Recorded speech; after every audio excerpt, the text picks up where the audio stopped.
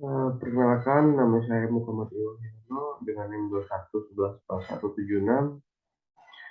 Di sini saya akan membahas sejarah komputer dari generasi ke generasi.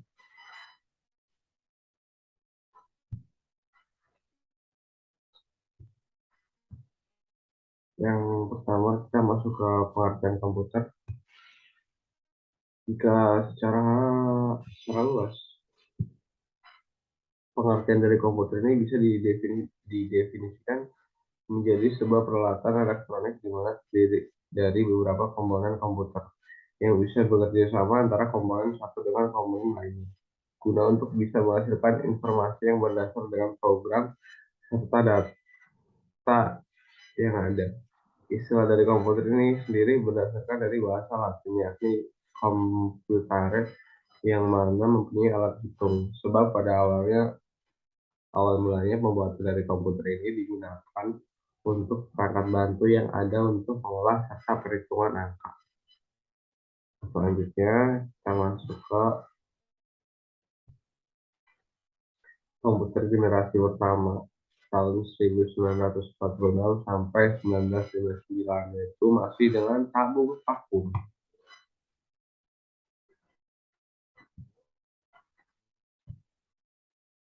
Tahun 1946 adalah tahun dibuatnya komputer pada generasi pertama, dibuat dengan memakai tabung vakum untuk dijadikan sebagai komponen dasar pembuatannya. Tabung vakum ini juga menjadi salah satu komponen dasar, memang dikenal sama sekali tidak efisien pada beberapa aspek, sebab komponen ini memang cepat sekali panas pada saat dipakai.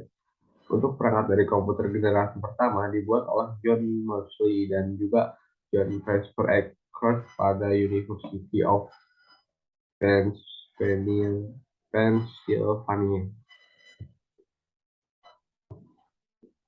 Ciri-ciri komputer pada tahun ini, instruksi operasi memang dibuat secara spesifik guna melakukan tugas tertentu. Untuk program hanya dapat dibuat dengan memakai bahasa mesin. Komputer juga memiliki silinder magnetik guna menyimpan data, memakai simpan luar magnetik disk dan juga magnetic tape. Memerlukan daya listrik yang sangat besar.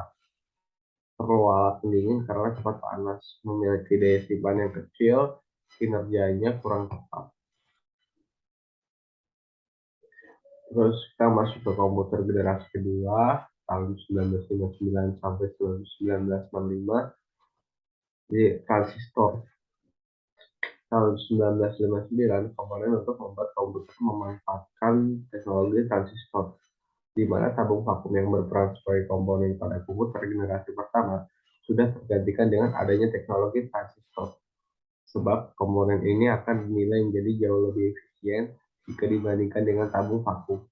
Komputer dengan menggunakan komponen dasar transistor mempunyai ukuran yang lebih kecil jika dibandingkan dengan tabung vakum, serta daya listrik yang diperlukan juga lebih kecil. Biaya untuk pembuatan komputer dari generasi kedua ini juga akan jauh lebih terjangkau jika dibandingkan dengan penggunaan tabung vakum pada generasi pertama. Ciri-ciri komputer generasi kedua: sudah memakai operasi di dalam bahasa pemrograman pada tingkat tinggi, Protan dan COBOL. Kapasitas untuk memori utama juga sudah dikembang dari magnetic core storage, menggunakan simpanan luar seperti magnetic tape dan juga magnetic disk, mampu untuk melakukan proses real time dan juga real sharing. Ukuran fisik juga sudah jauh lebih kecil dibandingkan sebelumnya. Kita masuk ke kelebihan dan kekurangannya. Kelebihan pada komputer zaman ini pada segi bentuknya sih, karena memang jauh lebih efisien aja, tidak terlalu besar dan tidak terlalu kecil. Komputer yang ada di dalam generasi ini juga jauh lebih luas di dalam penerapan kehidupannya, seperti kayak aspek kesehatan, industri, pendidikan, dan lain-lain sebagainya. Kekurangannya, ya pada segi transistor yang mana banyak menghasilkan panas yang lebih besar, sehingga akan sangat berpotensi merusak beberapa bagian internal komputer, yakni seperti quartz atau batu quartz. Kita masuk komputer generasi ketiga tahun 1965 sampai 1971, integrated circuit. Komputer generasi ketiga ini diawali pada tahun 1965. Pada masa itu, komponen dibuat menggunakan integrated circuit atau ICS. Teknologi sirkuit terintegrasi ini menggeser peran transistor sebagai komponen dasar komputer pada masa itu. Tapi transistor masih tetap digunakan, hanya saja ukurannya sudah diperkecil. Beberapa transistor berukuran kecil tersebut diletakkan pada sebuah IC bersama resistor dan juga kapasitor. Komputer generasi ketiga ini menjadi komputer pertama yang memungkinkan operator berinteraksi dengan menggunakan keyboard serta monitor dengan tampilan sistem operasi di dalamnya. Selain itu, komputer pada generasi ini menghabiskan biaya pembuatan yang jauh lebih murah, sehingga bisa dijangkau oleh masyarakat umum. Ciri-ciri komputer ketiga, listrik yang digunakan jauh lebih hemat, software akan jauh lebih meningkat, harga juga kian terjangkau. Memori juga memiliki kapasitas yang jauh lebih besar, serta tidak bisa menyimpan ratusan ribu karakter. Kecepatan juga sudah memakai IQ, sehingga kinerja komputer pun akan jauh lebih cepat dan cepat. Memiliki kecepatan yang hampir 10.000 kali jauh lebih cepat dibanding komputer generasi pertama. Kita masuk ke komputer generasi keempat, tahun 1971 sampai sekarang, mikroprosesor. Komputer yang sudah kita pakai pada saat ini ialah komputer dengan generasi keempat, yang mana pada generasi keempat ini akan dibuat dengan menggunakan komponen dasar yang mempunyai nama mikroprosesor. Chip mikroprosesor ini di dalamnya memiliki ribuan transistor serta beberapa macam elemen sirkuit yang lainnya di mana saling terhubung menjadi satu. Intel ini memang menjadi sebuah perusahaan yang sangat berpengaruh dalam perkembangan dari chip mikroprosesor, sebab mereka ini berhasil menciptakan Intel 4004 chip yang merupakan langkah awal perkembangan dari komputer dari tahun ke tahun. Perusahaan dari Intel sendiri sudah berhasil menggantikan komponen komputer yang memiliki ukuran besar, yang saat ini sudah menjadi sangat kecil dan jauh lebih efisien dari sebelumnya. Ciri-ciri komputer generasi keempat ini dapat menggunakan LSI atau Large Scale Integration. Sudah dikembangkan menjadi komputer mikro yang sudah memakai semikonduktor dan juga mikroprosesor yang memiliki bentuk seperti chip untuk memori komputernya. Begitulah ciri-ciri dari komputer generasi keempat. Kita masuk ke komputer generasi terakhir. Sebelumnya ini belum ada sih, cuma kayak bayang-bayangan gitu ya. Sekarang saya akan jelaskan ya. Komputer generasi kelima sekarang sampai masa depan, artificial intelligence.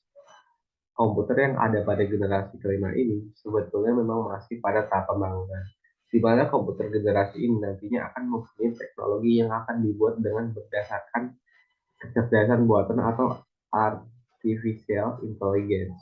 Pengembangan dari komputer generasi kelima ini juga memiliki tujuan untuk bisa menghasilkan sebuah perangkat komputer yang bisa merespon apa yang diinput, juga memakai bahasa yang digunakan oleh manusia.